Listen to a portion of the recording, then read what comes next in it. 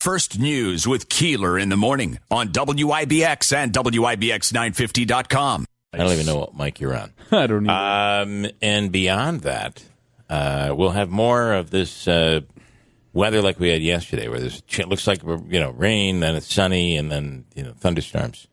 But if you look out to next week, it seems like it's there are some dry days, 2 or 3 dry days in a row. It's going to be warm, yeah, but just perfect. I think some good weather is on the way. This has to be one of the biggest years for rainfall this summer anyway. I feel like we've gotten a lot of rain this summer. Yeah, it's a lot more than last year. It's one of those. If you remember, though, we in June we had brown lawns. Lawns were dying off because we weren't getting any rain, and then all of a sudden we got it. So anyway, there you have it. Angelo, good morning. Good morning. Glad to see you doing well. Rick Moranis in there. Good morning, Bill.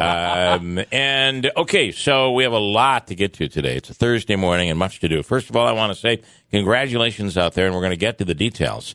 Congratulations in order this morning to the New Hartford and Central Valley Little Leagues, 2 Little League teams, both in different groups, in different age groups, that have won their district tournament and are moving on to the sectionals. Nice. And we'll speak to Mike. I always mess up Mike's name. Gentile. You didn't give me a chance to mess it up. So now I'm just going to mess with it. Mike Gentile. Gentile. Sorry, Gentile. Mike is going to call in at some point this morning. I spoke back and forth with him last night. And just wanted to talk about these 2 Little League teams that are advancing and moving on. I have to say this. As a parent of 2 boys who played Little League, who are now in their 20s, I miss going to those games. So now I look like a pedophile when I just show up. I'm like, who's your kid out there? And I'm like, I don't have one. All of them are my kids. I'm actually here for the 50-50. And, of course, the hot dogs. The quick draw was down at my local establishment, so I had to come here. I have to say, though, that I miss going to those games. Those were cool days. And when the kids would go off into districts and do really well or whatever, there was heartache, there was celebration. But the parents and of course the players, the kids, New Hartford and Central Valley, which is down Ilion Mohawk. Congratulations to them. We'll speak with Mike coming up later on this morning. Also, we'll get into it with Tanya Powers on the Chick-fil-A situation. There are Chick-fil-A's everywhere in New York, not here. But everywhere, I find it hard to think that this calling from these legislators, who I understand are openly gay and don't like the policies of Chick-fil-A's owner and ownership, I get it, I understand that, but I just don't think that whatever happened to the day where I'm not going there, I won't go there, right? Because I don't agree with their political beliefs. So I'm not going to frequent that business. Versus that business shouldn't be a part of anything. It shouldn't be allowed to survive or to thrive and all that. So we'll speak with Tanya on it coming up, and she'll have a little background too on what some people really do have against Chick-fil-A. What is it that the owners really do or stand for, and what's fact and what's fiction? We'll get into that coming up in a little bit. Rachel Sutherland also, as President Biden heading to the Hill to chat up Democratic senators on a budget and trying to move his agenda forward. Not easy. Not easy if you're Joe Biden, because while you have the Senate and you have the House, you just don't have the numbers that you need in the Senate. You have Joel Manchin and Kristen Sinema is what you also have. Yeah. And if I can just get back to the Chick-fil-A topic for a second, one of the things that Tanya was going to talk to us about is the fact that Notre Dame University has proposed that they're going to put a franchise on their campus, and some of the students a Chick-fil-A right. franchise. And some of the students there are outraged, and my thought is you go to Notre Dame University, which is a Catholic university. Right. That's just a really thought. Good point. Yeah. We don't want that. Which believes that homosexuality is a sin. So Yeah. We'll do our Crime Stoppers, Mohawk Valley Crime Stoppers, Wanted Person of the Week this week. And this one is someone who's not only wanted by the Oneida City Police, but wanted by Oneida County and other agencies around the area and around the region. So we'll get to that coming up with Mike Burgess, Sergeant with the Oneida City Police Department. Later on this morning, Mighty John, the record guy, is on today with 10 records worth more than $100. 10 vinyl records worth more than $100. You have some of these, or you don't? Well, you hope you have some of these. Well, I have the list. I haven't looked over the list yet, although I did write a story about it. It'll launch later on this morning, but I didn't get into it. I find that I almost never have what I need to have. Angelo, it burns me up. I feel like, how many records do you have? Just shy of 3,000. You have to have some of these that are worth money, right? And do you know that? Do you look these up, or do you just some it's in of your my collection? albums I know are worth money, but they're not what John brings up. Oh, aren't you special? Some of the things John brings up are really obscure, though. So there are. I've got some more common things that are worth money, but they're more well. To give you an idea, the records that are worth $10,000 or $3,000, and it's old Hickory Heacock on the Red Owl label from 1946. Right? I mean, yeah. You've never even heard of that label, have you? Hickory Heacock, though. Yeah, I know. Hickory Heacock. Yeah. Hickory Heacock. You remember his old song, "Oh, I am Hickory Heacock, and I love to sing my song." Wasn't he Old MacDonald's neighbor? I believe so, yes. Yes. I am Old MacDonald's neighbor. They always had a feud. And success it has been long. Anyway, so he's on this morning, and we'll get to that. Pretty excited about it. I always like it when John comes on. We also have a TikTok. Is it a TikTok star that we're going to be talking to this morning who makes a lot of money on TikTok? Yeah, this is actually somebody that Angelo has a friendship with, has done a collaboration with. Sadly, though, there's a sad story around here, and that is that his mom, if I am correct, is battling cancer. Is that right? Yeah. I'm not too sure of the entirety of the story, but I believe her cancer came back, and they're having a lot of trouble getting, any work with it, any actual ability to treat it for some weird reasons. I think insurance wise, so they have to raise money. So for money wise, yeah, they're struggling. Yeah. And people don't understand that much of the middle class can be left in the dark. That's a real problem. Yeah. Because they may have health insurance, because that's pretty much required now. It may be the copays just may be so high. Like I got to tell you, I've complained about my insurance company not approving my cholesterol medicine, because I was struggling going on with these statins, and I just don't know that these statins, if you're having any long-term effects or short-term effects with statins, it can be damaging and can be very painful and very difficult and very dangerous. So I finally got it approved but I had to go through so much, and I have a pretty good insurance plan. I don't use the one here.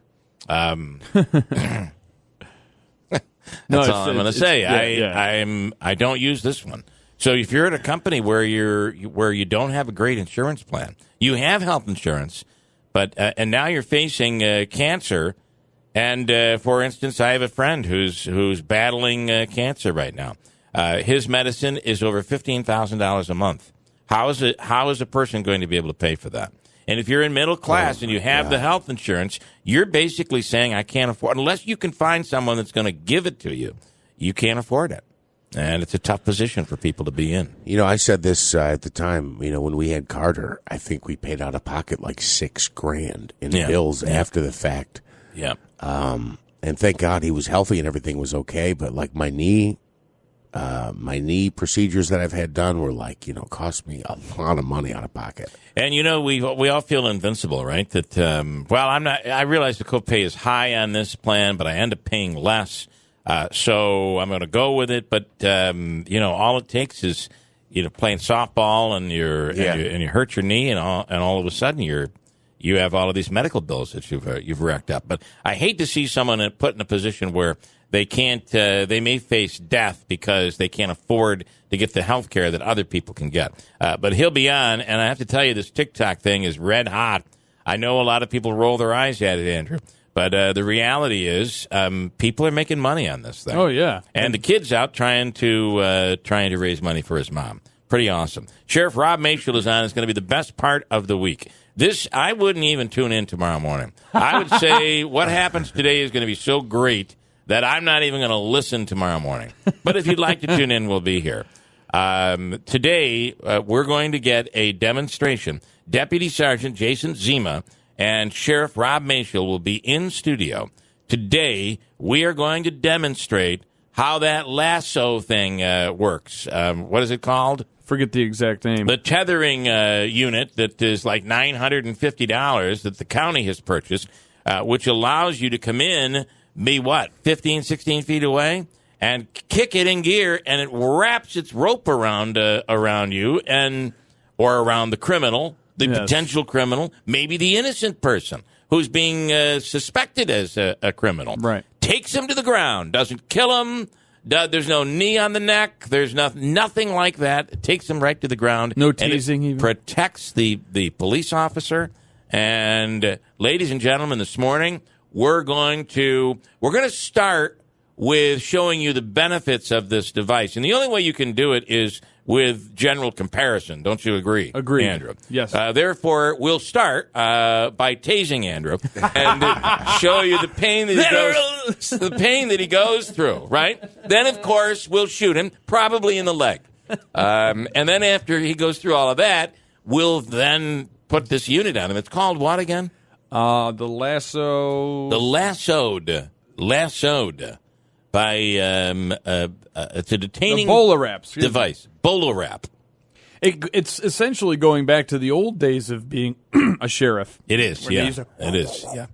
They used to lasso. This also is great at catching wild horses. Indeed. It does an incredible job.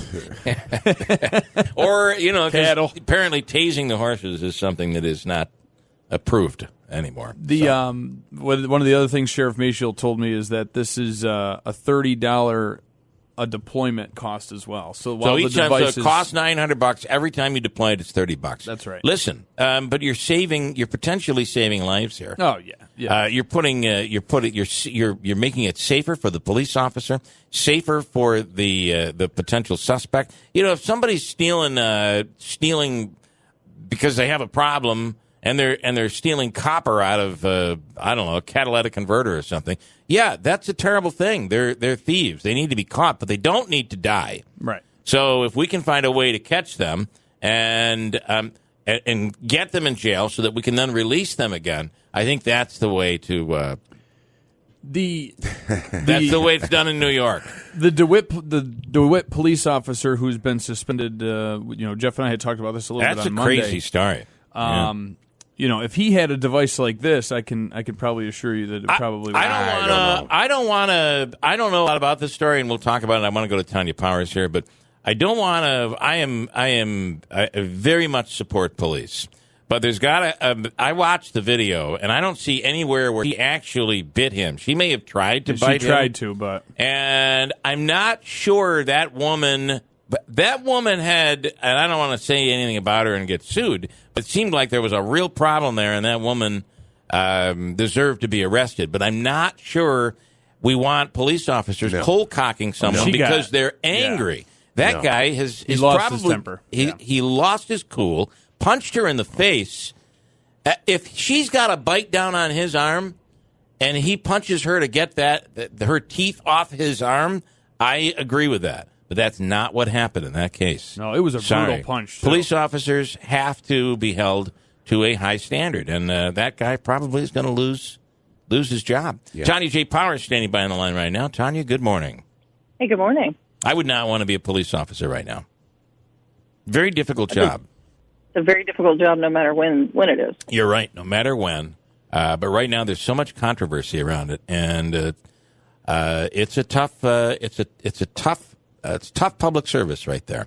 All right, let's talk about this Chick-fil-A story where I don't know if you do any driving on the thruway, Tanya, but, we being upstate, oftentimes you do any traveling, you're on the thruway, and these rest areas are just a mess. They are run down. I thought they just remodeled them a couple of years ago, but they look terrible. So the thought is let's farm it out. Let's bring in really popular restaurants, and that's what they've done. Chick-fil-A is one of the most popular restaurants out there, but there's controversy. So what do we know this morning? Yeah.